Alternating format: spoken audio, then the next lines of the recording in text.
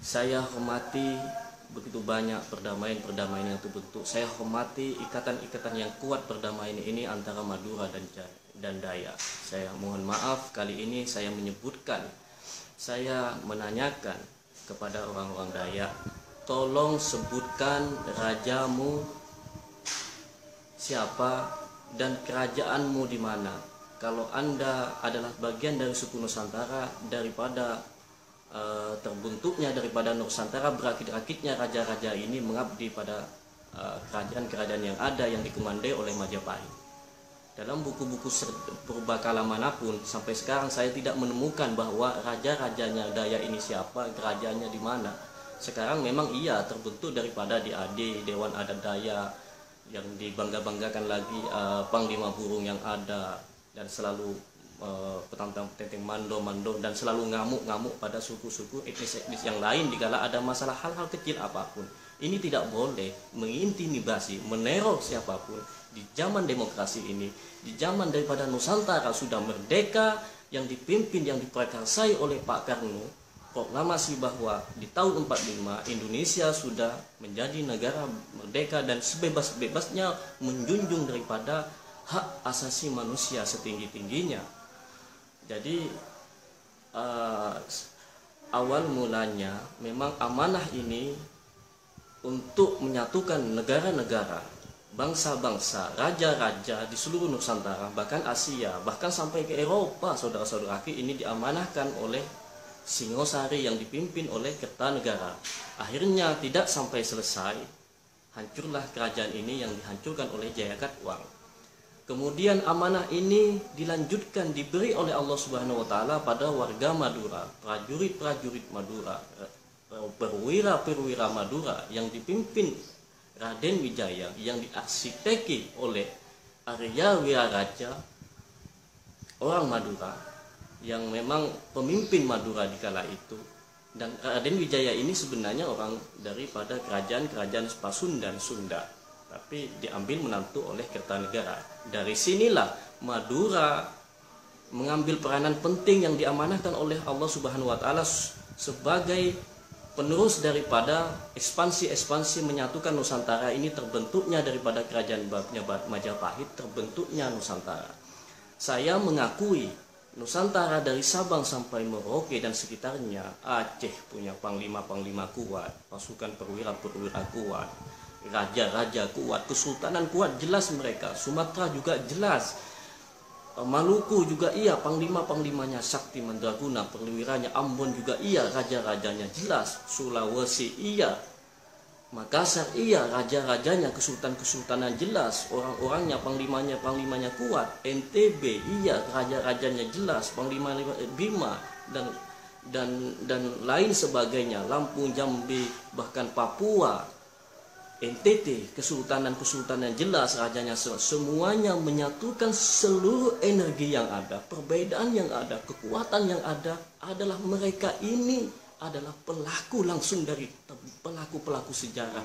Terbentuknya perjuangan daripada darah-darah, tetesan air mata, dan jutaan nyawa dipertaruhkan untuk menangkal ekspansi militer Mongol ingin menjajah, untuk menangkal ekspansi apapun di zaman purbakala ini. Semuanya mereka ini adalah pelaku sejarah-sejarah langsung yang dikala itu dipimpin oleh perwira-perwira Madura, panglima-panglima Madura, prajurit-prajurit Madura yang ada di bawah kerajaan komando Majapahit. Mereka ini adalah pelaku langsung daripada pelaku langsung perjuangan senasib dan sebangsa Nusantara dikala itu disatukan seluruh energi, makanya terbentuknya lah Nusantara ini. Jadi sekarang saya tanyakan, kearogansian orang Dayak yang sudah berani mengusir daripada orang-orang Madura yang ada di Kalimantan, berani menindas, berani meneror. Ini saya pertanyakan, apa sumbangsih kalian pada Nusantara? Siapa raja kalian? Di mana kerajaannya kalian? Bahwa apa jadi sebutkan tolong. Jadi jangan berlaku arogansi yang sangat besar bahwa seakan-akan sudah berani melakukan penyerangan kepada segelintir Madura, seakan-akan sudah sudah menang perang saja. Tidak bolehlah kearogansian itu dimunculkan lagi. Tidak bolehlah kearogansian bahwa seakan-akan ada tokoh panglima burung yang paling sakti, bahwa suku Dayak ditakuti dunia, ditakuti di seluruh Nusantara, di Indonesia paling ditakuti. Ini apa-apaan? Siapa yang memberikan gelar ini? Ini tidak benar. Ini suatu yang tidak tanpa dimusyawarahkan dulu, tanpa dipelajari dulu, bahwa tidak ada dalam sejarah manapun purbakala rajanya muncul, panglima burungnya ada, kesaktiannya apa, mandor apa, silahkan pelajari. Mereka baru muncul sekarang ini seakan-akan mau ditakuti di seluruh dunia, mau ditakuti di seluruh Nusantara, setelah mereka seakan-akan mengklaim menang perang daripada orang Madura yang ada di Kalimantan, diusir sedemikian rupa.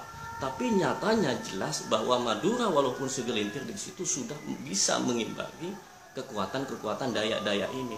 Mereka tidak kalah perang di Kalimantan. Mereka di Kalimantan menetap berabad-abad silam, bahkan sekarang ini juga, mulai sekarang ini dimanapun dijual, dibeli di tanah, karena memang di sana tanah-tanah luas ada, dibeli, mereka beli, tidak mengambil hak sepersen pun, tidak mengambil haknya orang-orang apapun di sana. Jadi ini yang perlu dianukan, yang jadi kegagalan saudara-saudara saya Dayak ini, mohon maaf saja, kegagalan berintoleransi. Tidak ada suku Madura berkonflik dimanapun pun, tidak ada. Yang ada adalah orang Madura berkonflik dengan sesamanya Madura sendiri. Orang Madura disalah-salahin, kalau nggak disalah-salahin nggak akan mereka melakukan apa-apa. Jadi ini adalah sebenarnya orang Dayak welcome lah, bahwa kita tahu, saya hanya mengakui adalah di Kalimantan ini kesultanan, kerajaan waktu kerajaan Majapahit ini dipimpin oleh raja-raja daripada bangsa Melayu, raja-raja kesultanan yang di bawah kesultanan hingga saat ini. Kalau dipertanyakan Dayak mana rajanya, ya nggak ada, mana ininya nggak ada. Mereka hanya muncul dikala bisa berani mengusir orang-orang Madura gitu. Sedangkan di Madura sendiri, di wilayah lainnya mana? Mereka orang Madura di Madura sendiri welcome terhadap Jepang, Korea, China. Mereka terlindungi oleh semuanya. Sekarang mana ada konflik-konflik, apalagi berani Madura mengusir ini, enggak. Karena apa? Kita paham daripada kebinekaan tunggal ika. Mereka ini keperluannya penting untuk menghidupi seluruh provinsi, untuk menghidupi seluruh kota, untuk menghidupi seluruh insan-insan manusia yang ada. Mereka usaha di sini bersaing dengan orang-orang di sini, bersaing, usaha kita menghormati, menikmati perbedaan, dinamika persaingan, perniagaan, perdagangan yang ada. Mereka aman-aman saja di sini. Tidak ada pun, silahkan orang Dayak, orang manapun berusaha di Madura, di Jawa. Kami orang Madura tetap berprinsip pada penegakan yang adil, berprinsip pada la ilaha illallah Muhammadur Rasulullah, berprinsip pada akhlak Rasulullah, berprinsip pada tata krama yang ada dalam Al-Quran dan Ahlus Sunnah hadis yang ada. Jadi tidak mungkin kita ini berbuat onar, kita tidak berbuat zalim, berbuat tidak adil, berbuat dan bercengkrama yang tidak baik. Tidak mungkin. Kita ini hanya jadi korban fitnahan yang sangat sadis, yang kejam, yang selalu dipojokkan. Silahkan saja ini. Kita lihat komentar-komentar semuanya yang ada. Menghancurkan daripada martabat-martabat harga Madura, dibilangin bau sapi segala macam. Bagaimana mungkin kita bau babi? Apakah orang Madura makan babi? Apa orang Madura makan anjing, makan ini? Demi Allah, orang Madura memiliki makanan-makanan yang selalu dikatain dengan bahasa Bismillahirrahmanirrahim, sangat berprinsip pada Al-Quran dan hadis, semuanya serba-serba higienis, serba-serba bersih dan harum. Dan sekian, dan sekali saya mohon maaf pada siapapun yang memang ada ketersinggungan, tapi ini jelas ini adalah sebuah fakta daripada sejarah-sejarah yang menunjukkan, karena saya Jawa, Madura, Aceh hingga Sabang sampai Merauke, Papua adalah pelaku daripada sejarah langsung dari terbentuknya Nusantara ini yang sekarang dinamakan dengan Negara Kesatuan Republik Indonesia. Terima kasih.